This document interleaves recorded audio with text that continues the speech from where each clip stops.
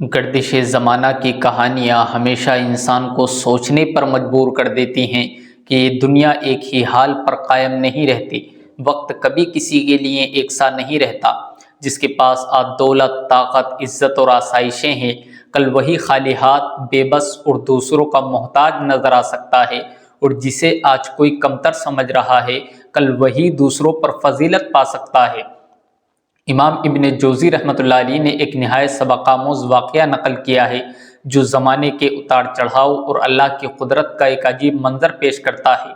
یہ واقعہ انسان کو جھنجھوڑ کر رکھ دیتا ہے کہ غرور، تکبر اور مال و دولت پر ناز آخرکار انسان کو کس ذلت تک پہنچا دیتا ہے، اور عاجزی، صبر اور اللہ کے ساتھ مضبوط تعلق انسان کو کیسے بلندی عطا کر دیتا ہے۔ اصفہان کا ایک بڑا رئیس اپنی بیوی کے ساتھ دسترخوان پر بیٹھا ہوا تھا۔ دسترخوان اللہ کی نعمتوں سے بھرا ہوا تھا، طرح طرح کے کھانے موجود تھے۔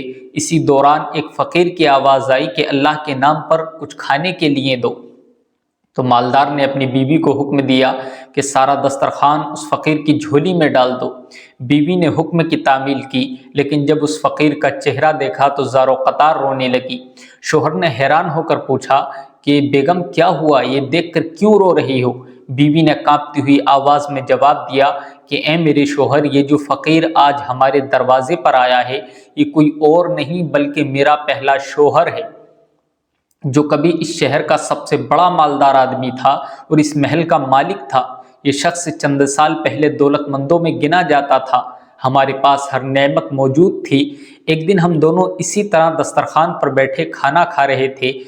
اسی وقت ایک بھوکا فقیر آیا اور فریاد کرنے لگا کہ 2 دن سے بھوکا ہوں، اللہ کے نام پر کھانا دے دو۔ لیکن میرے اس پہلے شوہر نے بجائے اسے کھانا دینے کے اٹھ کر اس غریب کی اس قدر پٹائی کی کہ اسے لہو لہان کر دیا۔ نہ جانے اس مظلوم فقیر کے دل سے کون سی آہ نکلی، کس بد دعا نے اسے گھیر لیا کہ اس کے حالات پلٹ گئے۔ کاروبار ختم ہو گیا، مال و دولت سب چھن گیا، یہاں تک کہ وہ خود فاقہ کشی پر آ گیا اور مجھے بھی طلاق دے دی۔ اس کے بعد وقت گزرا اور میں تمہارے نکاح میں آ گئی۔ آج جب میں نے اس فقیر کا چہرہ دیکھا تو پہچان لیا کہ یہ وہی میرا پہلا شوہر ہے جو کل تخت پر بیٹھا تھا اور آج در بدر ہو کر بھیک مانگ رہا ہے۔ یہ سن کر اس مالدار نے بیوی سے کہا کہ بیگم، کیا میں آپ کو اس سے بھی زیادہ تعجب خیز بات نہ بتاؤں؟ بیوی نے کہا ضرور بتائیے۔ تو اس رئیس نے کہا کہ جس فقیر کی اس نے پٹائی کی تھی، جسے لہو لہان کر کے دربدر کر دیا تھا، وہ کوئی اور نہیں تھا بلکہ میں ہی تھا۔ گویا کہ اللہ نے چند سال پہلے مجھے اس کے در پر فقیر بنا کر بھیجا تھا اور آج اسے فقیر بنا کر میرے در پر لے آیا۔ یہ سن کر دونوں پر رقت طاری ہو گئی اور سمجھ آ گئی کہ اللہ تعالیٰ ہی ہے جو عزت دیتا ہے، ذلت دیتا ہے، دولت دیتا ہے، فقر دیتا ہے۔ وہ جسے چاہے بلند کر دے، جسے چاہے گرا دے۔ اس واقعے میں ایک گہرا سبق ہے کہ دنیا کا حال کبھی ایک سا نہیں رہتا۔ نہ دولت پر غرور کرنا چاہیے اور نہ طاقت پر ناز کرنا چاہیے، کیونکہ اللہ کی تقدیر کے فیصلے لمحوں میں انسان کو آسمان سے زمین پر اور زمین سے آسمان پر پہنچا سکتے ہیں۔ کبھی انسان محلوں کا مالک ہوتا ہے اور کبھی جھونپڑی کا مکین۔ کبھی انسان دسترخوان پر بیٹھ کر کھانوں کا ذائقہ چکھتا ہے اور کبھی اسی کے دروازے پر بھوکا کھڑا ہوتا ہے۔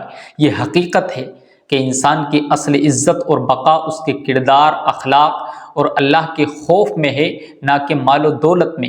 جس نے دولت پر ناز کیا وہ ٹوٹ گیا، جس نے غرور کیا وہ رسوا ہو گیا، اور جس نے عاجزی اختیار کی اللہ نے اسے عزت بخشی۔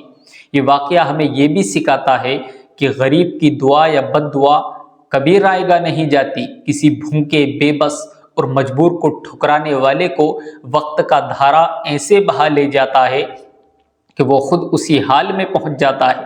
اس دنیا میں کوئی حال دائمی نہیں ہے۔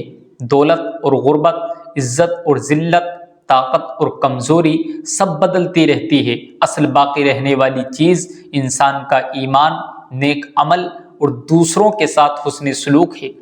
اس لیے عقل مند وہی ہے جو غرور اور تکبر سے بچ جائے، دوسروں پر رحم کرے، غریبوں کا سہارا بنے اور یہ سمجھے کہ جو کچھ بھی اس کے پاس ہے وہ اللہ کی امانت ہے، وہ جب چاہے چھین لے اور جب چاہے دے دے۔ مقصد یہ ہے کہ انسان کو دنیا کے نشے میں اندھا نہیں ہونا چاہیے، بلکہ وقت کی گردش سے سبق لینا چاہیے کہ اللہ کی گرفت بہت سخت ہے اور اس کی نعمتیں بہت بڑی آزمائش ہیں۔ اس واقعے کے آخر میں جو سبق ابھر کر سامنے آتا ہے وہ یہ ہے کہ دنیا کی حقیقت صرف عارضی ہے۔ اللہ تعالیٰ ہی عزت و ذلت کا مالک ہے، اس لیے ہمیشہ شکر، صبر، رحم اور عاجزی کے ساتھ زندگی گزارنی چاہیے، کیونکہ کوئی نہیں جانتا کہ کل کس کا حال کیا ہوگا، اور تاریخ ایسے ہی عبرت انگیز واقعات سے بھری پڑی ہے۔ اللہ ہم سبھی کو عمل کی توفیق عطا فرمائے۔